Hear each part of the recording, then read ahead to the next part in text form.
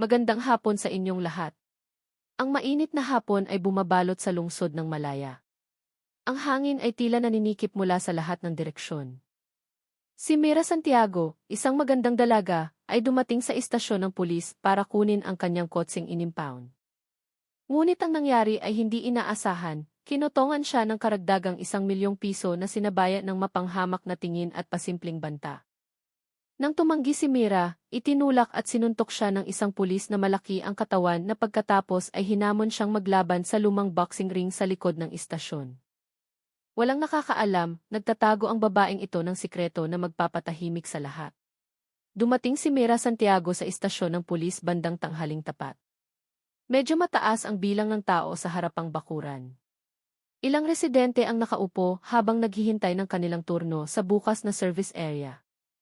Sa ilalim ng matinding sikat ng araw, ang mainit na hangin ay nagpapabigat sa paghinga. Gayunpaman, naglakad si Mira ng kampante mula sa paradahan ng motor patungo sa pasukan. Simple pero matapang ang kanyang itsura, puting t-shirt na hapit sa katawan na nagpapakita ng kanyang atletikong pangangatawan, itim na high-waisted pants, at itim na sneakers na mukhang luma na dahil sa madalas na paggamit sa ensayo. Huminto siya sandali sa harap ng salaming pinto, huminga ng malalim bago pumasok. Hindi ito ang unang pagkakataon na makikipag-ugnayan siya sa mga otoridad, pero tuwing papasok siya sa istasyon ng pulis, may pakiramdam ng pagkailang na mahirap iwasan. Hindi dahil sa takot, kundi dahil sa matigas at malamig na kapaligiran. Sa kanyang kaliwang kamay, hawak niya ang folder na naglalaman ng patunay ng pagbabayad ng multa at opisyal na sulat ng pag-impound ng sasakyan. Kumpleto at maayos na ang lahat. Hindi nagdala ng maraming gamit si Mira, tanging maliit na sling bag na naglalaman ng wallet at cellphone.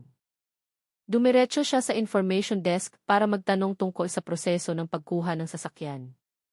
Maikling sumagot ang gwardya, itinuro siya sa administration window. Nang walang maraming salita, sinunod ni Mira ang direksyon at pumila agad. Hindi mahaba ang pila, 2 tao lang ang nasa unahan niya.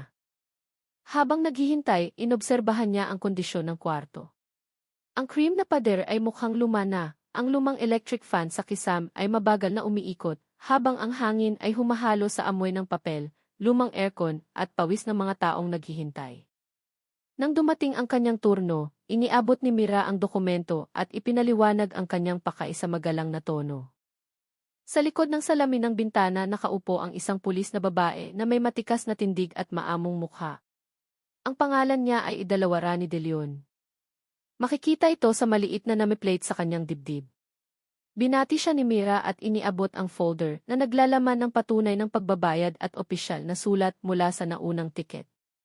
Tinanggap ito ni Rani nang may paggalang saka nagsimulang mag-type sa computer. Mabilis ang kanyang mga kamay. Kalmado ang kanyang ekspresyon, lumilikha ng kapaligiran sa kwarto na mas magaan kumpara sa init sa labas. Lumipas ang ilang minuto nang walang problema. Matapos suriin ang data, tumingin si Rani kay Mira habang nakangiti. Kumpleto na po ang lahat ng record ng pagbabayad. Kailangan niyo na lang pong kunin ang susi at ang sasakyan sa likod, malambing niyang sabi. Tumango si Mira at nagpasalamat bago tumalikod para umalis. Ngunit bago tuluyang umalis sa bintana, idinagdag ni Rani, ang susi ay hawak ng field officer na si S.E. Sabima Cruz. Nakaduty siya sa likod malapit sa training ground. Tumango ulit si Mira. Pero ewan kung bakit parang kakaiba ang tono ng pangungusap na iyon sa pandinig niya tila may kung anong naghihintay doon. Lumabas siya mula sa service room dumaan sa masikip na pasilyo na may cream na pader na nagsisimula ng kumupas. Kampante ang kanyang mga hakbang pero nanatiling alerto ang kanyang isipan. Ang malamlam na ilaw ng neon ay nakabitin sa kisame, naglalabas ng mahinang ugong. Ang hangin ay maalinsangan na maihalong amoy ng lumang gusali. Ilang pinto ng opisina ay nakasarang mahigpit. Tanging tunog ng lumang electric fan na lumalangit-ngit at tunog ng telepono na paminsan-minsang tumutunog ng mabilis ang naririnig. Naglakad si Mira sumusunod sa sign papunta sa likod na bahagi. Ang bawat hakbang niya ay umaalingaw ng mahina sa sahig na tiles tila naghahatid patungo sa isang bagay na hindi pa niya alam. Wala siyang pinaghihinalaang anuman, umaasa lang na maging maayos ang proseso ng pagkuha. Pero ewan kung bakit, ang hangin sa kahabaan ng pasilyong iyon ay tila kakaiba, tahimik, pero nakaka-pressure. Tila may kung anong naghihintay sa dulo. Nang buksan niya ang bakal na pinto papunta sa likod na bakuran, ang bugso ng mainit na hangin ay sumalubong agad sa kanyang mukha. Iba sa loob ng opisina na kulob at madilim, ang likod na bakuran ay mukhang mas bukas at maliwanag. Ang sikat ng araw ay tumatamang matindi sa magaspang na sementadong sahig na may mga bitak sa ilang bahagi. Ang tuyong hangin ay may dalang amoy ng langis at lumang bakal. Ilang sasakyan ng gobyerno ang nakahanay sa kaliwang bahagi, maalikabok na patrol car, at ilang motorsiklo ng gobyerno na hindi maayos ang pagkakahanay. Ngunit ang kanang bahagi ng bakuran ay tila halos walang laman maliban sa isang sulok na agad nakakuha ng atensyon. Doon nakatayo ang isang lumang boxing ring. Ang mga lumang lubid nito ay maluwag na. Ang bakal na poste nito ay puno ng kalawang at ang sahig ay mukhang basa sa ilang bahagi. Sakto sa tabi ng ring na iyon, nakaupo ang isang lalaking nakauniporme ng pulis na may napakalaking katawan at maskuladong braso na bumubukol mula sa likod ng maikling uniporme na masikip. Ang buhok niya ay tuwid na hanggang balikat, matigas ang mukha at pinalamut siya ng makapal na bigote na nagpapatingkad sa mabangis na itsura. Nakaupo siya ng banayad sa plastik na upuan. Nakakrus ang dalawang kamay sa dibdib, nakatingin sa paligid tila hinuhusgahan ang mundo mula sa itaas. Ang tingin niya ay matalim at malamig tulad ng kutsilyong tahimik pero handang manugat. Hindi na kailangan pang ipakilala, alam na agad ni Mira. Iyon ang opisyal na binanggit ni Idalawarani kanina. Isabima Cruz. Bumagal ang lakad ni Mira nang lumapit. Walang ibang opisyal sa lugar na iyon, tanging siya at ang malaking lalaki. Napakatahimik ng paligid kaya pati ang tunog ng hangin na umiihip sa alikabok sa sahig ay rinig na rinig. Kahit na nakaka-pressure ang katahimikan, pinanatili ni Mira ang kanyang pagiging kalmado. Alam niyang ang taong tulad ng lalaking iyon ay pwedeng magbago ang ugali anumang oras, lalo na kung makaramdam ng kaunting pagkainsulto. Gayunpaman, pinili ni Mira na manatiling magalang. Dahan-dahan siyang lumapit nang hindi nang hahamon sa kahuminto sa harap ng boxing ring. Sa boses na kalmado at malinaw, sinabi niya, "Magandang hapon po, sir. Itinuro po ako dito para kunin ang susi ng kotse sa pangalang Mira Santiago." Sabi po hawak daw ng field officer. Walang sagot. Lumingon ng dahan-dahan si Bima, tinitigan si Mira mula taas hanggang baba ng walang ekspresyon, tila sinusuri ang bagong dating nakagamitan. Hindi siya nagsalita agad, sa halip ay sumandal pa ng mas malalim sa upuan. Nananatiling nakakrus ang dalawang kamay sa dibdib. Mabagal ang galaw niya pero puno ng sadya. Gusto niyang ipakita kung sino ang may kapangyarihan sa lugar na iyon. Nang sa wakas ay magsalita siya, ang boses niya ay tunog mabigat at tamad. "Tapos bakit ka nagtatanong sa akin? Bakit, alam ko ba lahat ng susi ng kotse ng mga tao?" Ang tono ng pananalita niya ay patag pero puno ng parinig. Natahimik sandali si Mira. Hindi siya makapaniwala sa ganoon kalupit na sagot. Ngunit nanatiling kalmado ang mukha niya. Sa magalang na tono ay ipinaliwanag niya ulit, "Kanina po galing kay Idalawarani, itinuro po ako dito. Kayo po ang may hawak ng susi," sabi niya. Ang sagot na iyon ay wala ring binago. Suminghal lang ng mahina si Bima. Ang bulong niya ay halos hindi marinig. Ang tingin niya ngayon ay naging mas matalim, malamig, mapanghamak, at malinaw na hindi pala kaibigan. Nanatili siyang nakaupo nang walang intensyong tumulong, tila sinasabing, "Wala kang halaga dito." Sa paraan ng pagtingin niya, alam ni Mira na sinusuri at minamaliit siya ng lalaki. Marahil dahil balingkinitan ang katawan niya, o dahil babae siya, o dahil ang sobrang pagiging kalmado niya ay nagmumukhang madali siyang maliitin. Pero hindi nagpadala si Mira. Huminga siya ng malalim, inunat ang balikat, at pinigilan ang sarili na manatiling magalang sa pagsasalita. Sa isip niya, nahulaan na niya kung anong klaseng tao ang kaharap niya at kung tama, handa na siyang harapin ang susunod. Ilang segundong tahimik ang lumipas bago tuluyang iniusog ni Bima ang katawan niya ng kaunti paharap. Dinukot ng kamay niya ang bulsa ng pantalon, saka inilapag ang isang bagay sa ibabaw ng maliit na mesa sa tabi ng upuan niya. Isang itim na susi ng kotse ang gumulong doon na may keychain na nakasulat ang plaka ng sasakyan ni Mira. "Ito ang susi," mahina niyang sabi habang sumusulyap kay Mira. Pero bago pa man siya makahakbang pasulong, ang mabigat na boses na iyon ay nagdugtong ulit. Ngayon ay mas malamig na ang tunog. Pero teka muna. Huminto siya sandali. Bahagyang kumurba ang labi niya. Bago kunin, magbayad ka muna ng 1 milyong piso. Tinitigan siya ni Mira nang walang ekspresyon sa loob ng ilang segundo. Gusto niyang siguraduhin na hindi siya namalikmata ng dinig. Ano pong ibig niyong sabihin, sir? Maikli niyang tanong. Kahit na ganoon, sa tono at tingin ng lalaki, alam ni Mira kung saan papunta ang usapang ito. Bahagyang itinaas ni Bima ang baba niya saka sumagot ng patag ng walang kahit kaunting hiya. 1 milyon para mabilis matapos ang usapan. Sumandal siya ng banayad sa upuan niya, pinaglalaruan ang susi sa daliri habang nakangiti ng tipid. Additional fee yan para sa proseso sa field. Kung hindi, di hindi lalabas ang susi, dagdag niya ng walang kahit kaunting hiya. Ang tono ng pananalita niya ay magaan, pero malinaw ang laman, harap-harapang pangingikil. Tila ba ang ganitong bagay ay karaniwan na lang na hindi kailangang itago? Ang reaksyon ni Mira Santiago ay hindi sumabog agad. Nanatili siyang nakatayo ng tuwid sa pwesto, tinitigan ang lalaki nang hindi tinataasan ang boses kahit kaunti. Pasensya na po, sir, kalmado niyang sabi. Bayad na po lahat sa counter. May kumpletong proof of payment po. Magalang ang mga salita, pero matalim ang mata. Nagpapahiwatig na alam niyang nahaharap siya sa kawalang katarungan.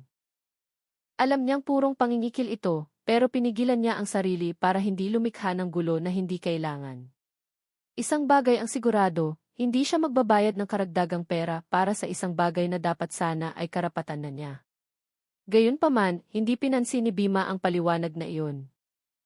Itinaas lang niya ang isang kilay, saka muling sumandal ng banayad sa upuan niya. Kung may reklamo ka, mahina niyang sabi sa tonong mapang-asar. Mananatili dito ang susi. Sumusunod lang ako sa patakaran ng field. Pinaikot-ikot ng kamay niya ang susi sa pagitan ng mga daliri tila maliit na laruan sa kamay ng isang makapangyarihan. Malinaw na ang tinatawag niyang patakaran ay sarili lang niyang imbento. Sa ekspresyon ng mukha niya, kitang-kita na ninanamnam niya ang dominanteng posisyon na iyon. Nakaupo siya ng banayad, pinaglalaruan ang susi ng kotse sa kamay habang dahan-dahang iminuwestra ito. Tinitigan si Mira tulad ng predator na naghihintay ng reaksyon ng biktima.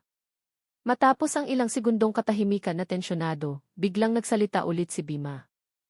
Sa pagkakataong ito ang tono niya ay tunog relax, medyo mapaglaro pa nga. Marunong ka bang magboxing? Tanong niya sabay sulyap sa lumang boxing ring sa tabi nila. Tunog kakaiba ang tanong na iyon, pero ang tingin niya ay hindi nagbibiro. May kung ano sa likod ng tono ng boses niya, isang intensyon na hindi normal. Nang hindi naghihintay ng sagot, tumayo si Bima. Lumangit-ngit ng malakas ang upuan niya. Ang malaki at matipuno niyang katawan ay tumaas, lumilikha ng mahabang anino sa sementadong sahig na mainit. Itinuro niya ang ring na nakataas ang baba saka ngumisi ng mapang-uyam. Ganito na lang, kaysa magtalo sa pera, tapusin natin sa taas ng ring. Huminto siya sandali, tinitigan si Mira mula ulo hanggang paan ng may mapanghamak na tingin. Labanan mo ako. Nanatiling tahimik si Mira, tinitigan siya ng patag ng walang kahit kaunting pagkibo. Tumawa ng mahina si Bima. Ang tono ng boses niya ay parang nang aasar. Kapag nanalo ka, ibibigay ko agad ang susi. Pero kapag natalo ka, itinaas niya ang kilay niya. Babayaran mo ang 1 milyong piso na iyon. Tinitigan ni Mira ang lumang boxing ring tapos muling tinitigan ang lalaki sa harap niya. Alam na alam niyang ang hamon na iyon ay hindi biro. Hindi ito sikadar tungkol sa pera o ego. Ito ay harassment. Ang paraan ni Bima para ipakita ang kapangyarihan at pisikal na lakas niya habang minamaliit ang isang babae na itinuturing na walang laban. Sa paningin niya, ang babaeng tulad ni Mira ay siguradong matatakot at aatras. Pero sa pagkakataong ito, malaki ang pagkakamali niya. Sa halip na tumanggi, tinitigan siya ni Mira ng kalmado. Ang boses niya ay patag halos walang emosyon pero matigas. Sige, kung yan ang gusto mo, sasali ako. Ang mga salitang iyon ay simple pero nagpabigat bigla sa hangin sa paligid nila. Ang tensyon na kanina ay nakatago ngayon ay naging totoo. Natigilan si Bima ng ilang sandali. Medyo nagulat. Hindi niya inakalang tatanggapin ang hamon niya ng ganoon kadali, pero agad ding naging mayabang ang mukha niya. Tumawa siya ng maikli. Tila ba maliit na libangan lang ito para punan ang libreng oras niya. Ang hindi niya alam, hindi si Mira ang taong pwedeng paglaruan ng ganoon-ganoon na lang. Tumayo si Mira sa pwesto niya, pinagmasdan ang lumang boxing ring na nakatayo sa tabi nila. Walang pag-aalinlangan sa mukha niya, walang takot. Tumango siya ng dahan-dahan, saka binuksan ang sling bag at inilapag ito sa ibabaw ng maliit na bangko sa malapit. Kalmado ang galaw niya, kontrolado, tila hindi ito bago sa kanya. Samantala, sinimula ni Bima na buksan ang butones sa itaas ng uniforme niya at tinupi ang manggas hanggang siko. Ipinapakita ang malalaking muscle ng braso, nakaukit sa mukha niya ang tipid ng ngiti na puno ng kayabangan. Nagsimulang makatawag ng pansin ang maliit na kaguluhang iyon. Ilang pulis na nakaduty sa paligid ng likod na bakuran ang nagsimulang lumingon dahil sa kuryosidad. May sumisilip mula sa bintana ng guardhouse. May lumalapit habang may dalang kape at sigarilyo sa kamay. Sa maikling panahon, nagbago ang paligid. Ang likod na bakuran ng presinto na kanina ay tahimik ngayon ay naging arena ng hindi opisyal na palabas. Tila may bigla ang gladiator sa gitna ng himpilan ng batas. Si Isa Dimas Reyes ang unang lumapit sa bakod ng ring. Mukhang lito ang mukha niya.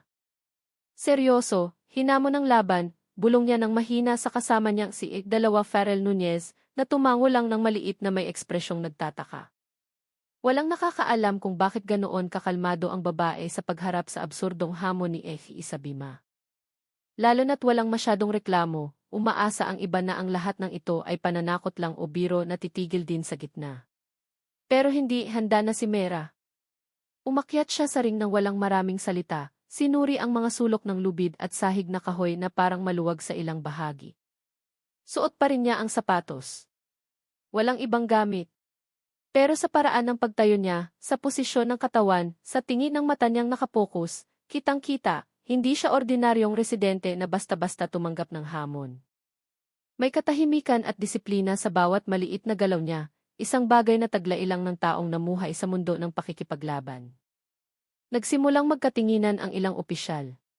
Ang iba ay napakunot noo, pero walang sinumang nangahas magsalita. Nabuo ang maliit na umpukan sa paligid ng lumang boxing ring. Ang mga bulungan ay dahan-dahang naging gumamang puno ng pagtataka. Ang iba ay nakatayo ng nakakrus ang braso sa dibdib, ang iba naman ay nakasandal ng banayad sa poste ng bakod. Ninanamnam ang pambihirang palabas na biglang lumitaw sa gitna ng oras ng trabaho sa tanghaling tapat. Ang tingin nilang lahat ay napako sa huli kay Mira na nakatayong tahimik sa isa sa mga sulok ng ring. Patag ang mukha niya. Nakapokus ang mata sa kalaban. Sa kabilang panig, mukhang kumpiyansa si Isa Bima Cruz.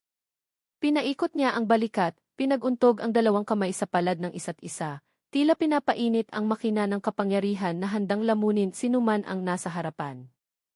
Sa gilid ng bakod, mukhang pinakainteresado si Isa Reyes.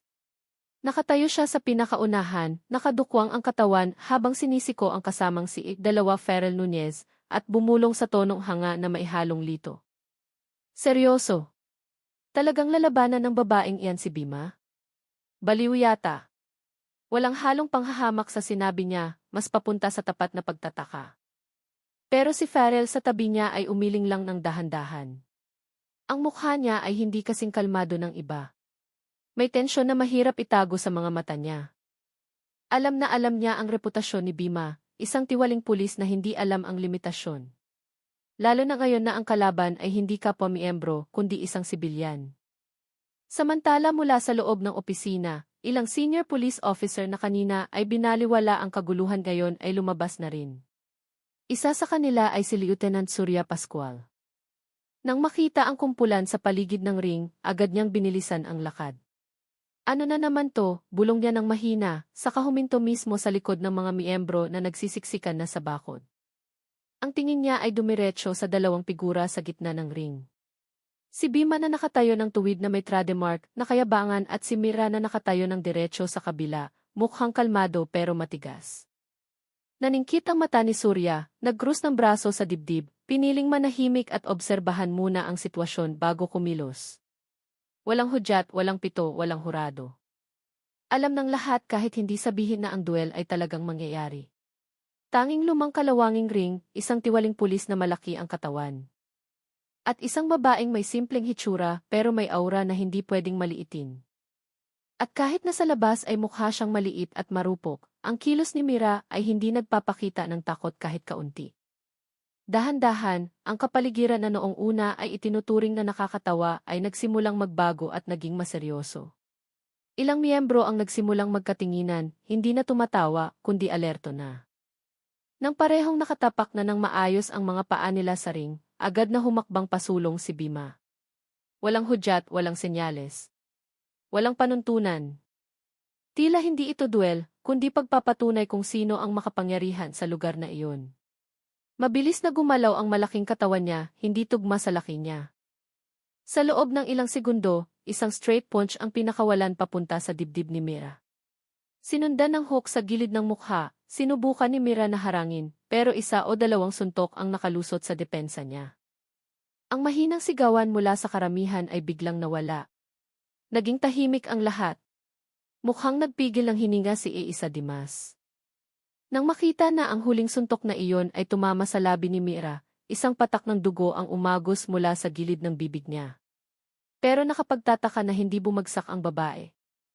Umatras lang siya ng isang hakbang, itinaas ang dalawang kamay ng mas mataas. Ang mga mata niya ay nakatitig ng diretso sa kalaban. Hindi nang may galit, kundi nang may buong konsentrasyon, malamig, sukat, matalim. Hindi siya gumanti ng may emosyon, bagkus ay nagsimulang basahin ang ritmo ng galaw ng kalaban.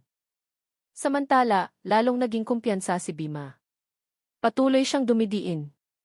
Tila gustong tapusin ang duel ng mabilisan. Ang bawat suntok niya ay may kasamang mahinang tawa at komentong ng aasa. Kasi simula pa lang, gumedjuwang na, sabi niya habang nagpapakawala ng uppercut na muntik ng tumama sa panga ni Mira. Pero sa pagkakataong ito nagsimulang kumilos ng mas mabilis si Mira. Kahit na nagdedepensa pa, ang katawan niya ay mukhang mas magaan at maliksi. Hindi siya gumaganti ng atake, pero patuloy na nagbabasa, nagmamasid at naghahanap ng butas. Ang bawat maliit na hakbang niya ay kalkulasyon. Ang bawat tingin niya ay pagbabasa ng pattern. Ilang pulis na nanonood ang nagsimulang magkatinginan. Mukhang nag-aalala na ngayon si Idalawa Ferrell. Sinusundan ng mata niya ang bawat galaw ng may tensyon. Habang si Lieutenant Surya ay nakatayong tahimik. Naging seryoso ang mukha niya. Tinitigan niya si Mira hindi na bilang manonood kundi nang may kuryosidad na ang kilos at paraan ng paggalaw ng babaeng iyon ay hindi tulad ng karaniwang tao. May disiplina, may kontrol, at may kung ano sa likod ng katahimikan niya na nagtutulak sa lahat na magtanong, sino ba talaga ang babaeng ito? Sa likod ng mabigat na pressure, may isang bagay na dahan-dahang lumalabas mula sa loob niya. Hindi lang basta katapangan, kundi katahimikan ng isang mandirigma na naghihintay ng tamang oras para gumanti. Sa gitna ng sunod-sunod na atake mula kay Isabima Cruz, nanatiling nakatayo si Mira ng may pambihirang disiplina. Hindi siya nagmadaling gumanti. Kahit nang tumama ang isang malakas na suntok sa sentido niya na nagpanginig ng bahagya sa paningin niya, sa mismong sandaling iyon, lalong tumalas ang focus niya. Sa katahimikan, nagsimula siyang magbasa ng pattern. Napansin niya ang bawat detalye ng galaw ng kalaban. Kung paano umiikot ang balikat ni Bima bago sumuntok, ang hininga niyang nagsisimula ng bumigat, at ang maliit na siwang na lumilitaw sa tuwing nagpapakawala siya ng hook mula sa kaliwang bahagi. Sa tuwing atake si Bima mula sa kaliwa, ang kanang bahagi ng katawan niya ay nakabukas ng malawak na walang proteksyon. Ang kanang kamay niya ay laging huli sa pagbabalik sa posisyong handa. Ilang millisecond lang. Pero sa boxing iyon ang pwedeng maging kaibahan ng pananatiling nakatayo at pagbagsak.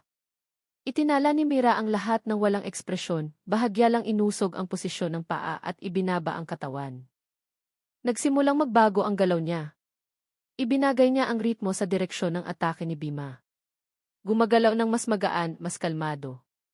Dahan-dahan pero sigurado, nagsimulang magbago ng stratehiya si Mira.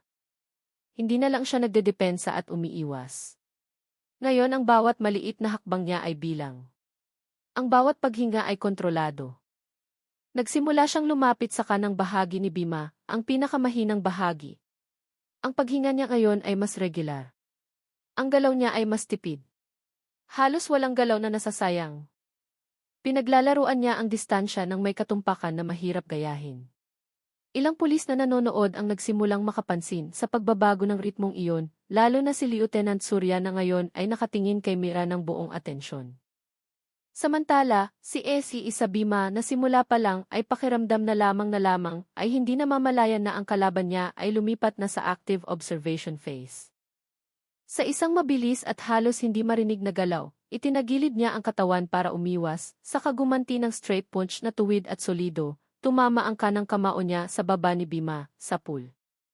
Ang suntok na iyon ay nagtulak sa malaking lalaki ng kalahating hakbang patalikod. Gayunpaman, hindi nagbigay ng oras si Mira para makahinga. Agad siyang sumunod ng sunod-sunod na jab sa mukha at dibdib.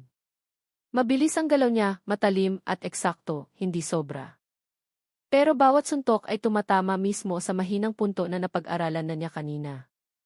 Si Isa Dimas Reyes na nakatayo sa gilid ng ring habang hawak ang baso ng kape ay halos mabitawan ito sa gulat.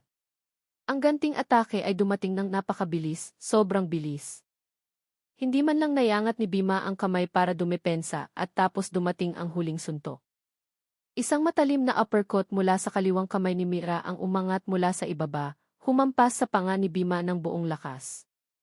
Ang tunog ng pagtama ay umalingaw-ngaw ng saglit dahilan para ang ilang manonood ay hindi namamalayang nagpigil ng hininga. Umangat ang ulo ng malaking lalaki, sumuray ang katawan, gumwang ang mga hakbang, ang kanina ay mukhang passive defense ay naging total domination. Ang galaw ni Mira ay hindi magulo, hindi emosyonal, talagang napaka-eksakto. May ritmo, may teknik, at may bilis na tanging taong sanay na sanay lang ang mayroon. Ilang opisyal ang nagsimulang magbulungan ng mahina. Tinitigan ni Dalawa Farrell si Lieutenant Surya nang may ekspresyong hindi makapaniwala. Habang si Surya ay nakatayo lang ng naninigas, ang mga mata ay nakapako sa ring, tila ayaw kumurap kahit kaunti. Nakakita na siya ng ganitong teknik noon, hindi sa kalsada, hindi sa karaniwang tao, kundi sa opisyal na arena ng kompetisyon. May ritmo, may pagbasa ng siwang, at may pambihirang pagkontrol sa emosyon sa bawat galaw ni Mira. Alam niyang ang kakatapos lang niyang masaksihan ay hindi lang katapangan, kundi disiplina ng isang tunay na mandirigma. Samantala, si Esi Isabima Cruz ay nagsisimula ng mawala ng balanse. Ang malaking katawan na kanina ay mukhang nakakatakot ngayon ay gumedjuwang. Nanatiling nakatayo ng tuwid si Mira sa harap niya. Hindi nagmamadali, tila binibigyan ng oras ang lalaki para pumili. Tumayo ng may dangal o bumagsak ng may kayabangan. Isang giwang na hakbang mula kay Bima ang naging hudyat ng pagbagsak niya. Bumigay ang tuhod niya, sinubukang iunat ang kamay para maghanap ng balanse, pero walang makapipigil sa gravity. Ilang segundo ang lumipas, ang malakas na tunog ng katawan niyang humampas sa kahoy na sahig ng ring ay umalinggaw-ngao sa buong likod ng opisina. Blag! Ang kalabog ay gumulat sa lahat ng nanonood. Walang humiyaw, walang tumawa. Ang natira lang ay ang makapal na katahimikan na nakabitin sa mainit na hangin sa tanghali. Nakahandusay si Bima sa sahig na kahoy ng ring. Dilat ang mata pero blanko. Bahagyang nanginginig ang labi. Hinahabol ang hininga. Gising pa siya, pero hindi dahil sa sakit, kundi dahil hindi maunawaan ng isip niya ang kakatapos lang mangyari. Paanong ang lalaking laging pakiramdam na hindi matatalo ay pwedeng bumagsak sa harap ng lahat dahil sa isang babaeng inakala niyang mahina, blanko ang paningin, tila sinusubukang iproseso ang katotohanan na kakatapos lang gumuho ng ego niya. Sa labas ng ring, tahimik pa rin ang mga pulis. Walang naglakas loob magkomento. Ang figura ni Esi Isabima na karaniwang sentro ng kapangyarihan at takot ngayon ay nakahandusay na walang laban. Nakatitig lang si Isa Dimas Reyes na bahagyang nakabukas ang bibig. Habang si Dalawa Farrell Nunez ay mukhang balisa, siguro dahil alam niyang ang kakatapos lang nilang masaksihan ay magiging malaking problema sa loob ng institusyon nila mismo. Huminga ng malalim si Lieutenant Surya Pascual sa kayumuko sandali. Alam niyang pagkatapos nito ay maraming bagay ang dapat pag-usapan ng opisyal, pero sa ngayon walang salita ang nararapat sabihin. Lahat ng mata ay nakapako pa rin sa figura ni Mira na nakatayo ng tuwid sa gitna ng ring. Hindi siya sumisigaw ng panalo, hindi nagtataas ng kamay, hindi naghahanap ng palakpak. Pinagmasdan lang niya ang malaking katawan ni Bima na nakahandusay sa harap niya. Pagkatapos dahan-dahang tumalikod papunta sa sulok ng ring kung saan nakalagay ang susi ng kotse niya. Walang labis na ekspresyon sa mukha niya. Ang mayroon lang ay katahimikan at perpektong pagpipigil sa sarili. Para kay Mira Santiago, hindi ito tungkol sa pisikal na lakas. Ito ay tungkol sa pagtatakda ng hangganan, pagpapakita na ang kayabangan at pang-aabuso sa kapangyarihan ay laging may kapalit. Bumaba si Mira sa ring ng may kalmadong hakbang, hindi nagmamadali, hindi rin mayabang. Dumiretso ang kamay niya sa maliit na plastik na mesa sa gilid ng ring, kung saan nakalagay ang susi ng kotse niya simula pa kanina. Nandoon pa rin ang susi, walang gumalaw. Kinuha niya ito gamit ang isang kamay, tinitigan ang maliit na keychain na may nakasulat na plaka ng sasakyan niya, sinisigurong tama ang lahat. Bago tuluyang humakbang paalis, huminto sandali si Mira. Lumingon siya sa direksyon ng ring. Doon, nakahandusay pa rin si Effie sa bima ng patagilid, sinusubukang bumangon pero hindi pa sapat ang lakas. Nagtagpo ang tingin nila sandali pero sapat na para patahimikin ang buong bakuran. Walang labis na emosyon, walang mataas na tono. Nagsalita si Mira ng mahina pero malinaw. Sa susunod, wag mong husgahan ang tao base lang sa laki. Lumabas ang pangungusap ng patag pero bumaon ng malalim, umaalingaw sa espasyong biglang naging napakatahimik. Walang sumagot. Lahat ay nakatayo lang na parang napako. Tila hindi pa sigurado sa kakatapos lang nilang makita. Pagkatapos ay humakbang si Mira palabas ng area ng ring. Naglakad siya ng diretso lagpas sa karamihan nang hindi tumitingin sa kaliwa o kanan. Walang isa man sa kanila ang nangahas pumigil sa kanya. Kahit si Lieutenant Surya Pascual ay nakatayo lang ng tahimik. Nakatingin sa likod ng babaeng palayo nang walang sinasabing salita. Nang makalagpas si Mira sa gate ng likod na bakuran, narinig ang tunog ng makina ng kotse na umandar. Sa loob ng ilang segundo, lumabas ang kotse sa area ng opisina ng maayos na walang harang, walang ibang tunog na sumunod. Walang nakakaalam kung sino talaga ang babaeng iyon, maliban sa isang senior officer na bumulong ng mahina sa kasama habang nakatingin pa rin sa direksyon ng gate. Dating national boxing athlete yun, Per. Lumabas ang pangalan niya noon sa malaking kompetisyon. Umalingaw ng mahina ang bulong. Sinalubong ng nagtatakang tingin ng mga miyembrong tahimik pa rin. At sa sandaling iyon nalaman ng lahat ng naroon na ang araw na iyon ay hindi lang pisikal na duel, kundi aral tungkol sa karangalan, dignidad, at kung sino ang dapat talagang igalang. Patuloy siyang dumidiin sa parehong paraan.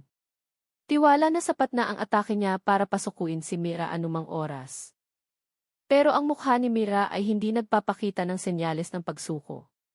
Sa halip, nagbago ang mata niya, mas matalim, mas focus, at malamig parang bakal. Tila naghihintay lang siya ng isang maliit na sandali para baligtarin ang sitwasyon. At dumating ang sandaling iyon ng mas mabilis kaysa sa inaakala ni Numan. Nang magpakawala ulit si Bima ng left hook sa balikat ni Mira, nakabukas ng malawak ang kanang bahagi ng katawan niya tulad ng dati. Pero sa pagkakataong ito handa na si Mira.